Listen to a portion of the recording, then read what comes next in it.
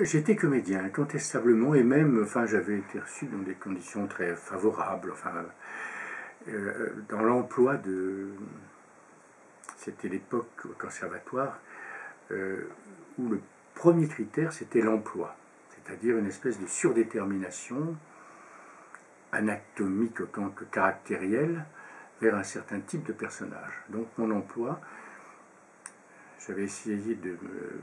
Je m'étais présenté dans Lorenzaccio déjà, et la terrible Madame Dussan m'avait dit « Dis donc mon gros », et à l'époque j'étais filiforme, enfin, « Dis donc mon gros, tu descends de là immédiatement et pour demain tu me travailles une Gros René ». Gros René qui est un des valets les plus épais, les plus niais de tout le répertoire, enfin. C'était une époque où les professeurs étaient impitoyables. Dans la vieille tradition, c'est une condition si dure, la condition d'acteur, qu'il faut tester les prétendants. Comme ça, il faut tout faire pour les décourager. Et le meilleur critère d'excellence, c'était la ténacité. Enfin, donc, je suis resté dedans, Lorenzo, et dehors, Gros René. Mais l'acteur était, je crois que j'étais un véritable acteur. Mais cet acteur a été très violemment traumatisé par l'enseignement que j'ai reçu, cet enseignement dont j'ai eu l'occasion de parler à plusieurs reprises. Et évidemment, je me suis interrogé très tôt sur la précarité de la condition et plus encore sur la possibilité d'y accomplir ma vie. Voilà. Alors cet acteur assez vite refoulé, sauf au tout début, lorsque j'ai créé le très minuscule et très confidentiel Studio Théâtre de Vitry, où je jouais encore, cet acteur, d'une certaine façon, est le refoulé de mon histoire. Enfin, mais il est là, il est même trop là. Il est très vigilant lorsque je travaille avec les acteurs. Il revient en force. Je pense que même ce qu'il y a de plus empathique, de plus passionnel dans ma relation aux acteurs, c'est l'acteur qui est en moi encore. Et qui est particulièrement encombrant, probablement, et possessif, probablement, avec les acteurs dont je pourrais jouer le rôle.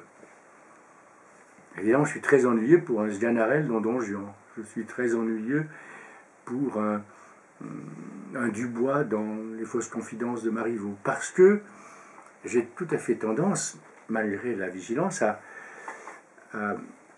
imposer à l'autre une respiration, un mouvement, une couleur qui serait... Voilà.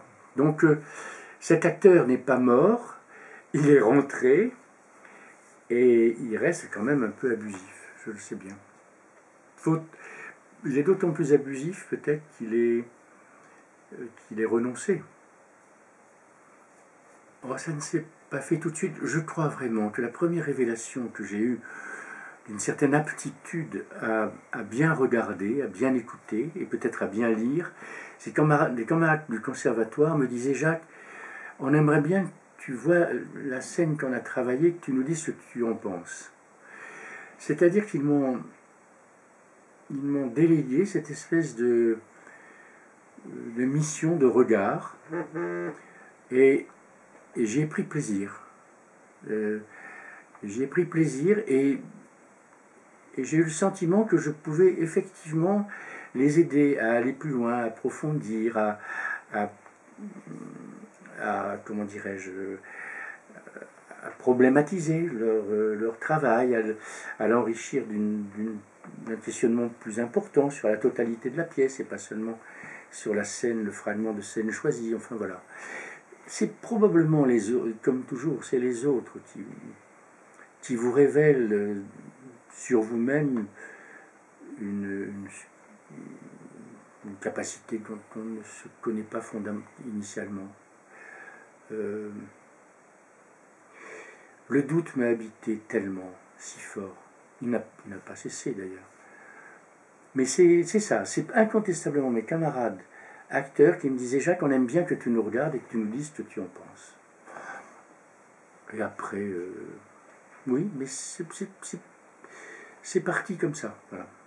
À la fois, une certaine aptitude à lire,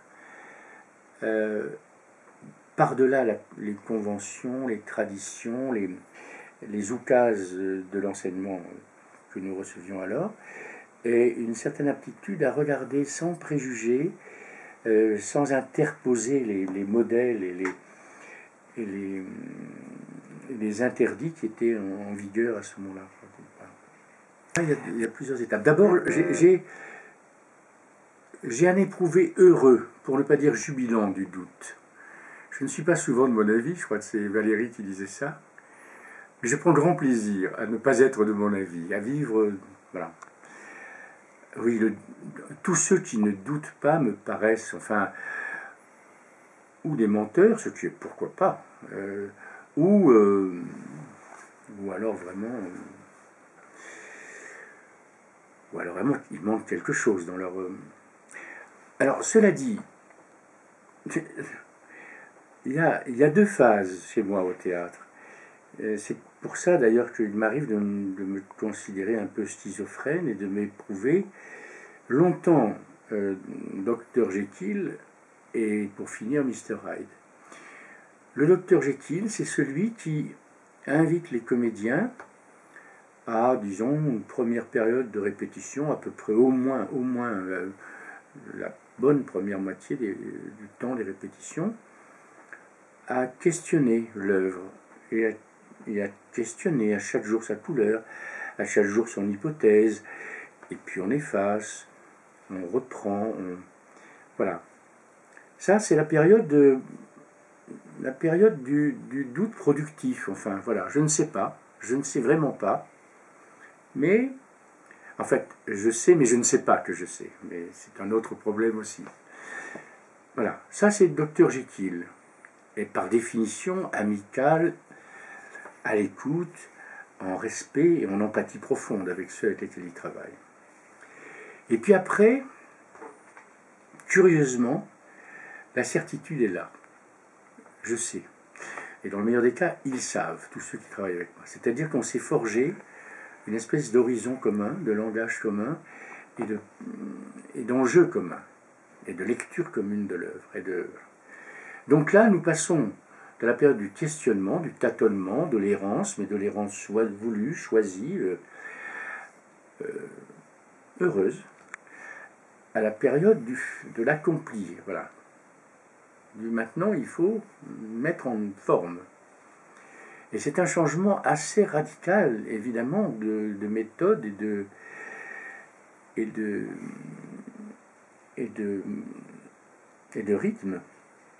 Et c'est là où, quelquefois, il m'arrive de souffrir de ce que je peux considérer comme un retard, comme une difficulté anormale de traduire ce qu'on a, après tout, rêvé ensemble, quoi, voilà. Alors là, peut surgir cet être détestable, possessif, irritable, colérique, cet être qui par excès cet être entêté à célébrer ceux avec lesquels il travaille, à vouloir peut-être plus grand qu'ils ne se veulent eux-mêmes, à les vouloir autrement qu'ils se sont habitués à s'éprouver et à répondre à la demande du public. Voilà. Alors cet autre-là, qui m'abandonne dès que la répétition est terminée, mais qui m'habite pendant la durée de la répétition, je fais des efforts pour l'amadouer, pour l'apprivoiser, pour le calmer.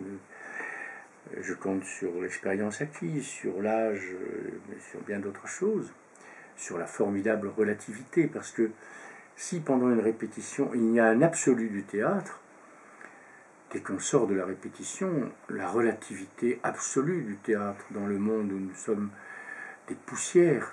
Voilà, c'est-à-dire que ce va-et-vient entre l'absolu du travail théâtral et son absolue relativité dans l'histoire, dans nos devenirs au monde, enfin, et dans le milliard de planètes où nous évoluons. Voilà, cette double conscience d'un absolu total du travail et d'une relativité non moins totale de ce travail dans l'histoire du monde. Voilà. Donc, dès que je sors de la répétition, Mr. Hyde s'en va. Chez moi, mais pas forcément chez les autres. Enfin. Et ce surgissement de Mr. Hyde est d'autant plus difficile à vivre, paraît-il, que rien ne l'annonce. Qu'entre l'affabilité vraie, pas du tout feinte, pas du tout stratégique, l'affabilité profonde, existentielle, qui est la mienne avec les gens que je choisis et que j'aime, et puis voilà, c'est